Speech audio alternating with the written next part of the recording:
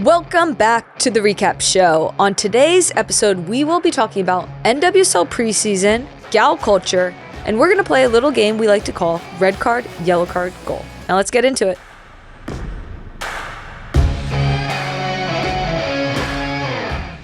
Welcome back to the recap show. This is a new segment called red card, yellow card, goal. Okay, unexpected.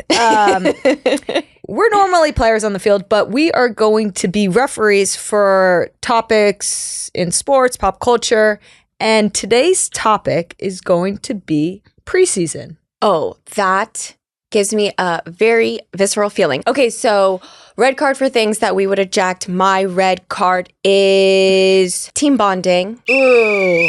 And hard red. Not even a double yellow.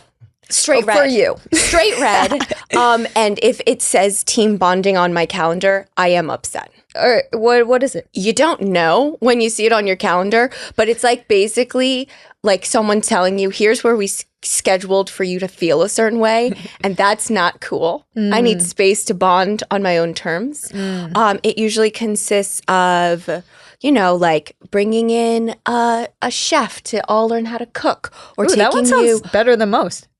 Not when you're really hungry and you haven't had lunch and you have to cook your own lunch. And you just trained. Red card. Red card. Top golf, common one. Ooh, hard red. Escape rooms. Ooh, cleats up on that one. And I think that if I'm on the team, you can give me a credit card and I will make sure that the team all loves each other. So it's not that you are against bonding. You're against the Googled activities of the forcing mechanism. Bonding happens naturally. On and off the pitch. Especially in lovely, luxurious environments. Yep. You know, I'm going to give a red card to preseason, not having a coach in preseason. Oh, burned. No comment. You know what? There's a lot of teams out there that are going into preseason without a coach. To me, that would be a hard red card if I'm a player. I wouldn't like that. Oh, red card. Professional teams playing college teams.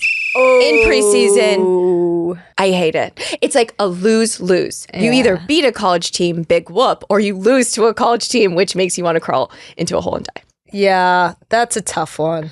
But you kind of have to do it. I know what you're going to say, but I still hate it, and I would eject it, and I would do inner squats every day rather than doing that. Okay. College team or boys team? Boys team. Same. Which also gives me the ick for all of the reasons, but it's still better. Yeah, that's a tough one. At least you're around some good schools here in California. Even worse. Okay, yellow card. Ooh. Things that we're not getting rid of, but we're leaving them on the field. You did something bad, but you also have maybe it's a tactical foul. I don't know. Yellow card. Fitness testing. Ooh, good one. Yellow card because it's actually really good for you for a lot of reasons. Makes you prepare for preseason because you have so much anxiety that it is motivating. Bonds the team. You go through this hard thing together. Actually prepares performance so that they can give you appropriate programming. It's a great thing. However, the sports culture of inducing anxiety and making you think that your value is only like X amount of input that it gets measured and everyone's kind of standing there watching you and all the hullabaloo around it, I could do without. Yeah. I wish we could all just do our best. But that's all like framing. You know what? I try really hard to frame it that way. Every time I have a negative thought, I go, no, this is good. Everything's gonna be fine. I'm just gonna do my best. And it doesn't work. Yeah. I get that. Because anxiety is contagious and you're not in an individual sport. So, yep. I have a yellow card. Challenge Cup. I'm really happy with the format that it is now in terms of it being like a one game beginning of the season. It's very Europe like, you know, the cup winner plays the shield winner plays the cup winner, right? yes. That's the Challenge Cup. Love it. Yellow card in the fact that it's decided not by, so how would you think it would be decided? Like what would naturally make sense? For instance, this year, the Shield and the Cup winner were the same. It was Orlando. So how would you naturally decide who would be the opponent The second place team. of The league. the league? Yeah. Yeah, thank you. See, I didn't even tear up for that. That would be what was normal. But Challenge Cup is, if the Shield and the Cup winner are the same, it's an automatic rematch of the championship final. I don't like it. I agree it doesn't make football sense. Which is why it's kind of a yellow card. But entertainment-wise, I see why they did it. You're kind of like putting the two teams that were in the final, and then you're like, oh, you watched that game, and now let's watch them again in a new season. Yeah. And they do it for the entertainment card, right? Yellow card. Well, I will say, though, shout out, because it's going to be a great match. It is on March 7th. It's in Orlando, which I think that stadium is going to be rocking this first Challenge Cup game, because if they transferred any of that energy from that last playoff game into the new season, which those towels were spinning, it's going to be a great atmosphere and a great way to start the NWSL season. Also, the Challenge Cup could move to a red card or a goal, depending on whether they're paying those players bonuses and appearance fees, which I don't know the answer to. In the past, the Challenge Cup was an opportunity to win a trophy, and you get paid. Yeah. Because a lot of our bonuses and our pay comes from like the league games and the playoffs. So I'm curious about that. Yellow card. The player standard agreement is not set yet. Yeah. So we don't even know what a contract would look like for the Challenge Cup. My guess is no additional pay, but we'll see. We'll see. Goals. Goal! Putting on your new practice kit for the first time. So fresh. Everything first, like first time in your boots, first time in the warm-up line. You pick your warm-up line, you pick your seat in the meeting room. You're like, who do you want next? I have Chatty Cathy to my right. Zell? Yes. Katie Zellum, shout out every meeting. Hey, Chris. Oh, hey, Chris. You see that? Look at his feet. They're so small. Oh, you see this the whole time. Okay. So now. That sounds like a yellow card. Yeah. Not a goal. Where's the goal? The goal is, you're right. This is a yellow card. I might have to change my seat. Anyways, tangent. A preseason goal. You know what? It's like the start of a new year. And this is the NWSL where really dreams come true. Like where you could literally be at the bottom of the table and win a championship. So I feel like preseason is such a good reset. Look, there's a lot of teams that are walking into locker rooms, similar to yourself, that are saying, new year, huge opportunities. And, there's more on the red card side where there's players that are walking in saying like, you know what, this looks worse than last year. Like I'm looking around and this is worse. And I think like with the trajectory of the NWSL, like there are a lot of environments and teams where players are walking in saying, this is better. Goal. Yeah, I think what we're both kind of saying is that preseason gives you the opportunity to dream, to have hope, to imagine your season the way you want it to be, to envision yourself as the best player you could be. Because look, halfway through the season, somebody's going to be at the bottom of the table, and it's going to feel a lot different than when they walked in today. Totally. And someone's going to be at the top of the table. Who's it going to be? That's for you to predict, my dear. All right, welcome to the Daily Discussion. Today, we are going to talk about, honestly, Tobin and my reason for being. Why we created Re-Inc, why we think this is important, which is the celebration of gal culture.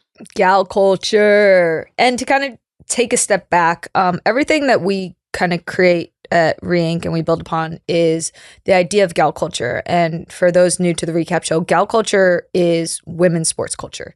It's what we've been in our whole entire life. And where even this idea came from was this idea that, our sports culture, we inherited men's sports culture. And it just was the way that sport was introduced to us, the way, honestly, our whole landscape, resources, everything was just this idea of kind of a hand-me-down of a sports world that was revolved around this idea of bro culture. And when I think of the pillars of sport, we talk about, to make it very basic, it would be like sports is sports, beer, and betting. Yeah. But when you think about women's sports, that's not gal culture, right? That's what men's sports has been built on. So, you think about our culture and, we're in this position right now that our sports culture is still being defined. And it's not because it doesn't exist everywhere. Gal culture exists everywhere. But when I say defined, it's like the marketplace is still being defined. The way that it shows up is being defined. The way it looks, the way it feels, the way it smells, the way it acts, the brands that are associated with women's sports. All of this we know is inherently different than kind of the sports culture that we just had to take in. So in other words, men's sports is sports. Yes. And everybody, men and women, we all just inherited that. Yes. And the truth is, women's sports is blossoming into this thing. And all of us right now get to define what that thing is. Yeah. And it's so cool because we've talked at length about the show about how some parts of sports culture, like you just didn't ever feel like you were welcomed into those spaces. You were always a guest there as a woman, or like those spaces don't really feel like you. Like being like lined up, staring at like in a sports bar, staring at a TV, like, yeah, like of course you can find women there. That's not to say, but like that space is inherently like, or like is bro culture. Okay. I love this. So, Tobin, listener, everybody fill in the blank. Women's sports, blank, blank. Okay? Yep. I want to hear yours. I have mine. And I want to hear from all of you. It's funny because I am, my quote unquote off season has been a lot of listening and a lot of observing of times where I see and feel gal culture because it far extends beyond, a field, a court, a track, whatever. So I'd actually love to hear more. So like I'm listening right now. I don't want to give my two things, but it's funny because when I say like beer, like the automatic like thing is like Budweiser, right? Because like there's a physical thing that when you say it, or like when you say beer, wine. Yeah, like if we were to say like the difference, yeah, wine, orange wine, yeah. But yeah, yeah, or like chocolate. Oh yeah, I think women's sports, stories, equity. Stories and equity. Like, okay. I love it. Very abstract, doesn't fall into like the right cat. But that's what I think. I think you said it. Like people like the stories, like the connection. And then people like to watch women's sports because it symbolizes the larger fight for equity and progress. Yes. And that means something. Yes. So. Yes. And we'll work on it. Yeah. And I think it's like inspiration, right? Because I've always said when a women's athlete puts on a jersey, you're not representing necessarily like a city or a club or like a sport. Like you're representing like progress. You're representing the future because there was a time like, women couldn't put on a jersey. Yeah. There's still parts of the world where women can't put on a jersey, that women can't play sports, that women can't watch sports. Yep. So women's sports is so beyond like representing like a badge on a uniform, and I think that's why there is a connective tissue, there's connective dots around this universe of women's sports that is so powerful. And why I'm on a mission to bring women's sports to every person on this planet is because our society will be transformed if that is our reality. Powerful stuff. Okay, so gal culture. So one of the reasons that we talk about why it's so important is because it isn't just the women's sports culture. It is an undercurrent. It's not just for women. It's not just for athletes. It's this alternative culture that has been repressed or pushed down or marginalized or overshadowed by a dominant culture that seeks to maintain power. So some things to consider are, the different characteristics that people think of when they think of women's personalities, and the different hurdles that we have to climb as women when we want to be bold, when we want to be brave, when we want to take up space and be loud, when we want to earn income. Like all of these things are going against that dominant culture. So all of those things to me become what Tobin and I call gal culture.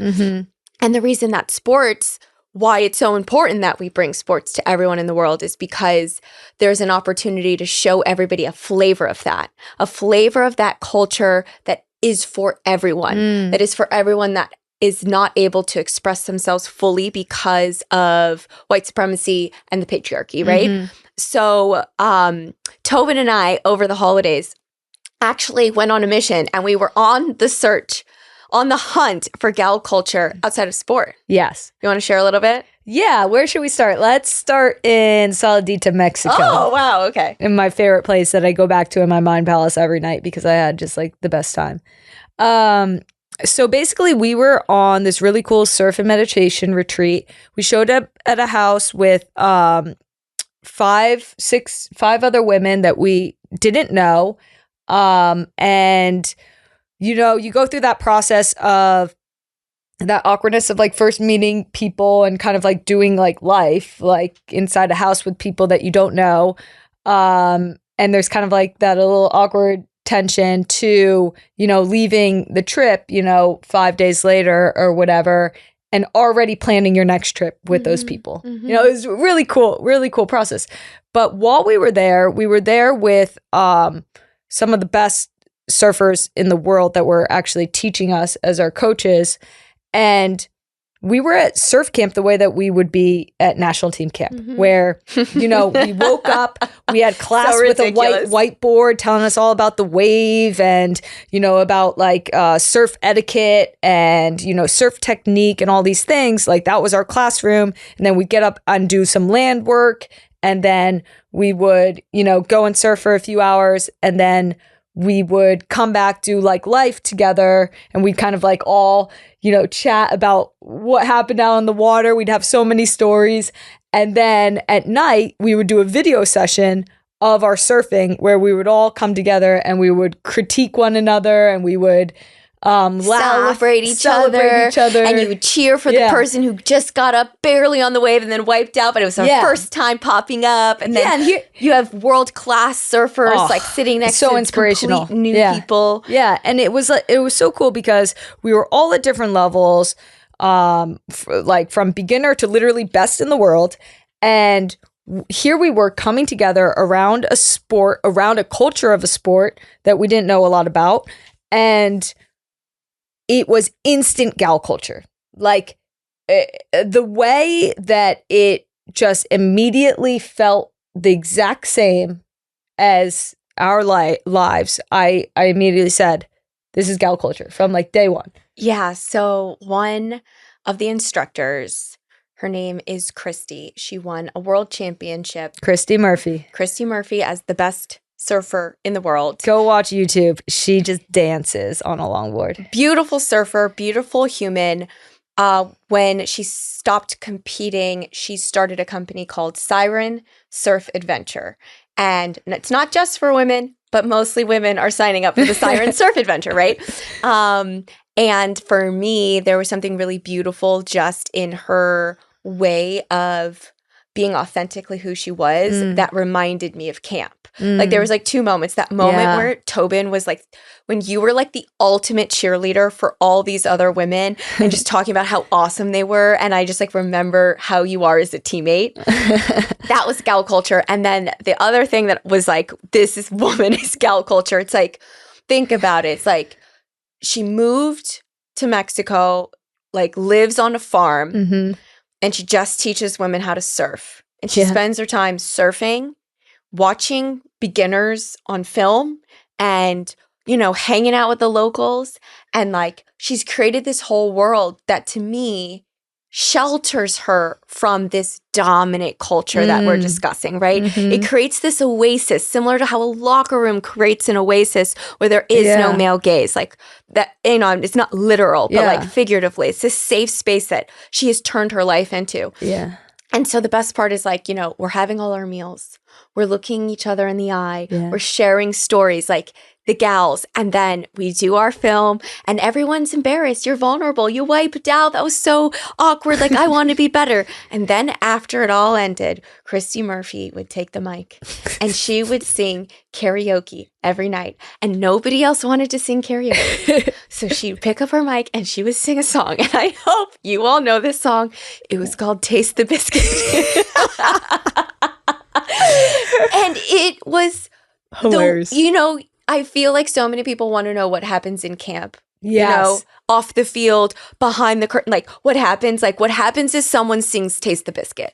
Like, it's just like. What happens is what happens when the gals like get together, what it feels like, you know? You can have fun. You can be free. You can be yourself. It can be like silly. You know what Taste the Biscuit kind of reminds me of? Do you remember when like Rose and Mal were really young on the national team? And we had like just a normal team meeting. And for some reason, they decided, they had told the coaches, like, we want to do a performance for the team. Yeah. It's because they had done that on their like U17 and U20s. Like they all dance for each other. Yeah. And but this is the full team. We don't do dance performances for each other. They then got up and did the most ridiculous, definitely practiced choreographed dance, yes, routine.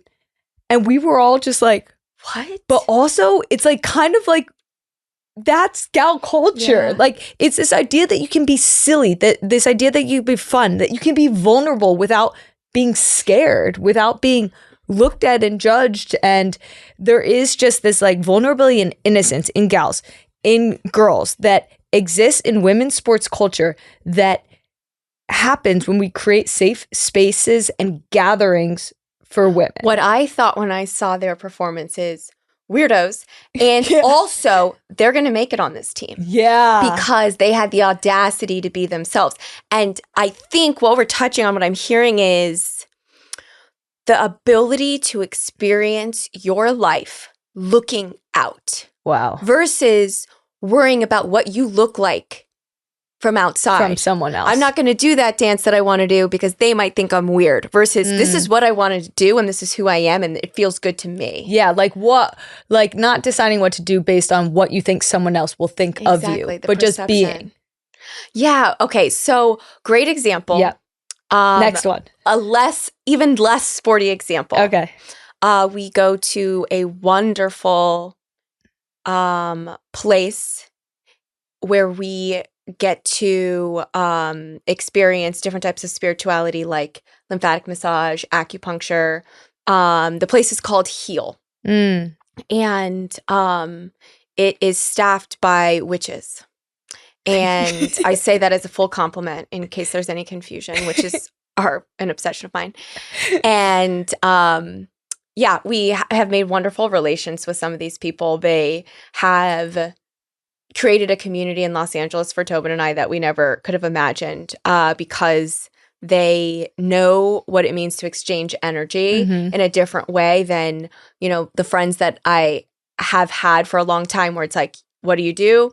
You eat, you drink, you talk, and, you try to get through the day, there's a community of people that are kind of living on a different energy, and that's what I experienced at Heal. So we went in to get acupuncture any given Saturday, and when we walked in the door, we heard like a lot of laughter. And like, yeah. Oh, no, I'm sorry. You're telling the story. No, I liked your input. Go ahead. I thought like also it was like the laughter, but like this idea that they were all kind of like in a circle laughing. And immediately I think you and I's like first reaction was just like, to join in. Yeah. Like it was an invitation, you know? Yeah, all the practitioners were like kind of huddled around laughing and talking. So Tobin and I, of course, like barged our way in. And so what we found out was that they were eating caramels that opened up the different chakras. So there are, how many chakras are there? Six or seven? I don't know. I didn't even know the chakras. So and so it like depended on what you felt was like blocked. So a lot of yoga, a lot of like homeopathy, like open the chakras and move that energy. And so like one of them is like your heart chakra or your root chakra or your third eye, you know, like that type of thing. And so she was like, I'm going to blow your mind. This was our acupuncturist. We were like, oh, yes, what? Give us whatever you offer, witch. And she was like, oh, what chakra do you want? So I said my heart chakra is blocked because Tobin wanted to go hang out with friends and I like really didn't want to. So I was like, I must not be able to feel love. And then Tobin had no idea what chakra was blocked. So I told her, your throat chakra is always blocked. So let's just open that up, which helps you with communication and expression of your feelings. And we had a really good laugh. And Tobin had her minty, was it minty? Yeah, it was minty. It was like a minty caramel and you ate it. And then when you go to get acupuncture, you like actually just like lay it on the table. And I always tell my acupuncturist my whole life story. And Tobin's always just quietly meditating. And she opened up that throat chakra, and for those that can believe, she told her whole life story. Yeah, we might bring the throat chakras on the recap. Throat chakras, or not the chakras, chakras, whatever, on the recap show and introduce them to our guests. Oh, I would love to do that. Wouldn't that be cool? I will also say that I ate my heart chakra, and then I went to hang out with your friends. Amazing. Okay, why is this gal culture? This is gal. I was actually just going to ask you that, but it was.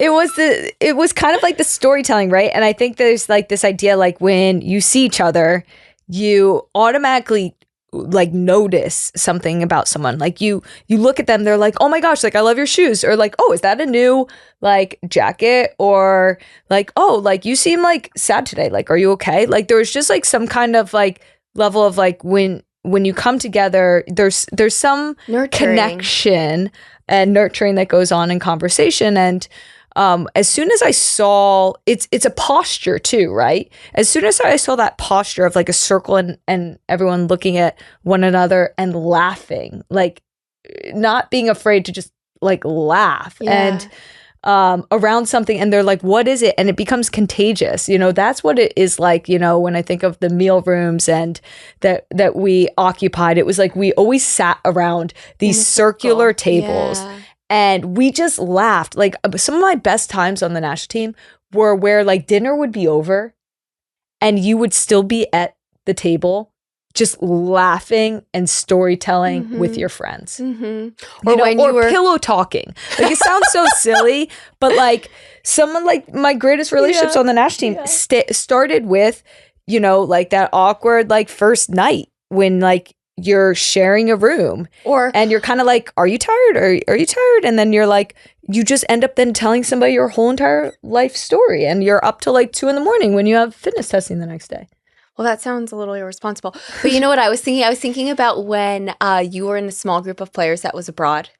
And you were like, you had to travel a lot of time zones and the other people didn't. So you'd like be up at like 2 a.m. and you'd go to the meal room to like get some cereal. And you would all like sit and talk. And I think the part of it that I was capturing in that space, that heal space, was it was self-effacing. It was like I don't know if my chakra was going to be open, but it didn't matter. It was like we were like almost in jest and almost in belief. Yeah. And it was that nurturing and that energetic exchange that feels almost divinely gal culture to me. Mm-hmm. So it's been a really fun exploration and exercise. We are very privileged because in the locker room, we get to be around some of the strongest, most confident, hilarious, powerful women all the time. On this show, we hope to bring in our friends and people that we admire to share that out with the world. But go ahead and give it a try. Look around. Search for it in your everyday life, because it's not just in a locker room. It's something special, and it's an undercurrent, and it's a culture that I hope can be fostered and nurtured and grow. Yeah, and I think like one area that, you know, a lot of people here in LA, they talk about, you know, when you go to an LAFC game versus when you go to an ACFC game, and both are incredible, by the way. Go to both. But like people always talk about, like, you're in the same exact stadium. There's the same exact number of people, which is amazing. But there's a distinct different energy, and like take stock of your own culture, because being able to speak about it and to know what it is and to learn how to build around it and to monetize around it, like these are powerful like business opportunities. And this is what we're doing here at Reinc, because like we know that the sports system that was kind of just passed down to us, it keeps women's sports really small, but women's sports is gigantic.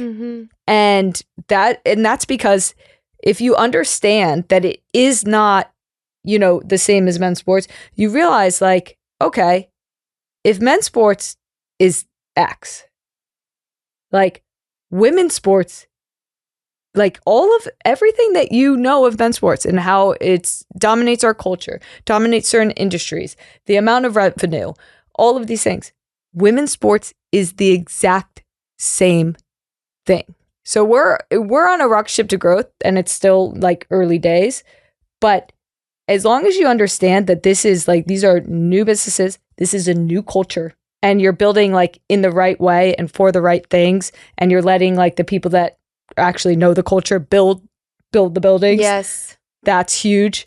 Like we're going to see this thing. It already is, but like we're going to see this thing absolutely explode. Go gals. Go gals.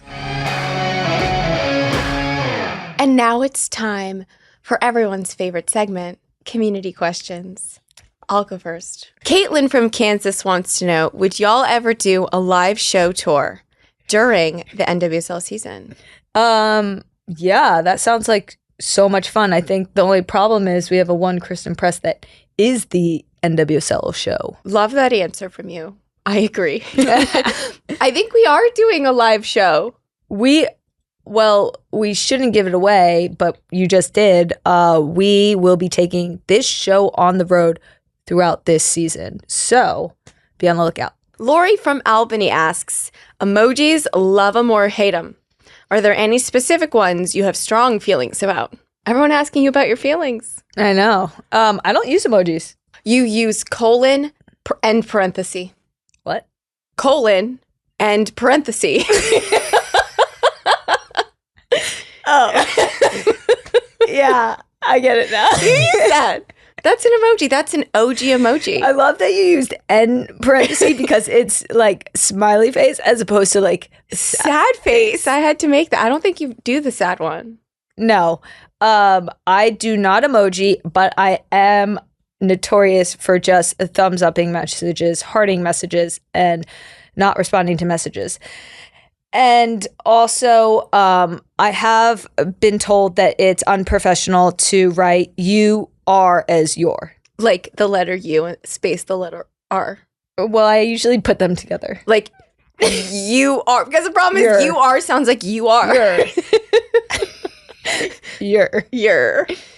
That's unprofessional. You're the one who told me that. This is getting out of hand. Yeah, folks. It's so out of hand. Okay, Angela from Rockville, Maryland wants to know, what is on your vision board for 2025? Wow. Let's just settle in. Okay. It's so mean, but while you were saying that, I got so excited. It's a great question. So this was a complicated year of vision boarding because I am working on not having such a narrow understanding of what success looks like. So in 2024, my vision boards crushed and they all came true. And they were very specific. Return to play, score a goal.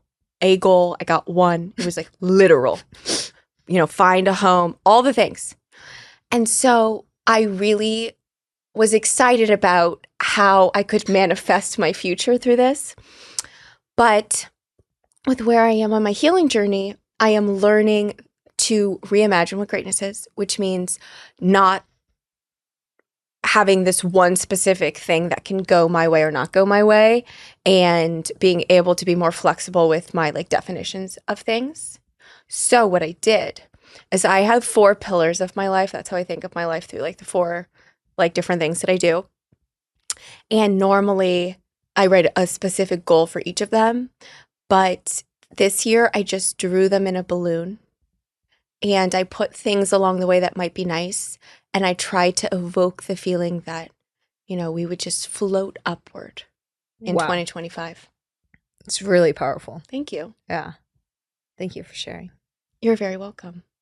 And that concludes today's community questions.